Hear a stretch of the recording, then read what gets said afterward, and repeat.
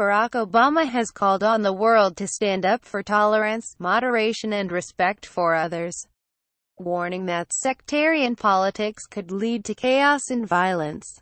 The former U.S. president said some countries had adopted an aggressive kind of nationalism and increased resentment of minority groups, in a speech in Indonesia on Saturday that could be seen as a commentary on the U.S. as well as Indonesia. It's been clear for a while that the world is at a crossroads, at an inflection point, Obama said, telling a Jakarta crowd stories of how much the capital had improved since he lived there as a child. But he said that increased prosperity had been accompanied by new global problems, adding that as the world confronts issues ranging from inequality to terrorism, some countries, both developed and less developed, had adopted a more aggressive and isolationist stance. If we don't stand up for tolerance and moderation and respect for others, if we begin to doubt ourselves and all that we have accomplished, then much of the progress that we have made will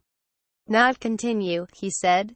What we will see is more and more people arguing against democracy. We will see more and more people who are looking to restrict freedom of the press, and we'll see more intolerance, more tribal divisions, more ethnic divisions, and religious divisions, and more violence. Obama was born to a Kenyan father and an American mother, but after she married an Indonesian, the family moved to Jakarta in 1967 when he was 6, and stayed for 4 years. The 44th U.S. president made sure the crowd knew he could still speak some Indonesian. Obama in Indonesia. Wife, kids and 650 soldiers. Read more. He also spoke in direct support of President Jokowi Widodo, whose own political movement has recently been rocked by the rise of intolerance in the world's fourth most populous country.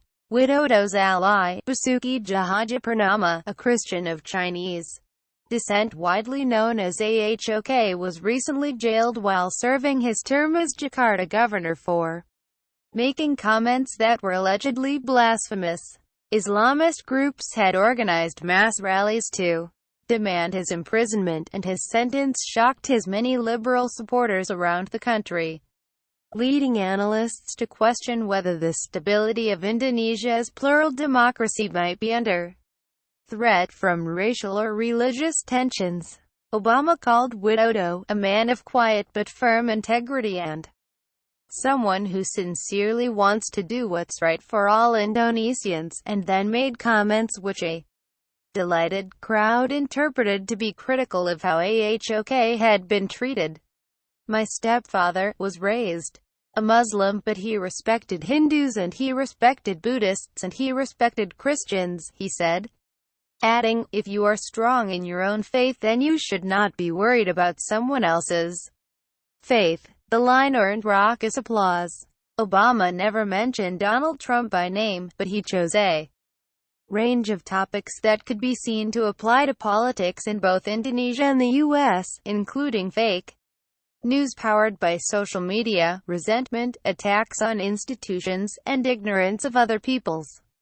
When asked about Trump's exit from the Paris climate deal by Dino Patijalil, former ambassador to the U.S. and organizer of the Indonesia Diaspora Conference, Obama sought to downplay the move's impact. First of all, I think it's important that even though the current U.S. administration has signaled it is going to pull out, technically it is not out yet, he said.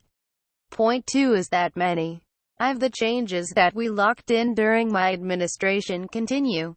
Coming back to the overarching theme of unity and diversity, Indonesia's official national motto, Obama warned again where a different path could lead. Let's face it, if people do not show respect and tolerance, eventually you have war and conflict. Sooner or later societies break down.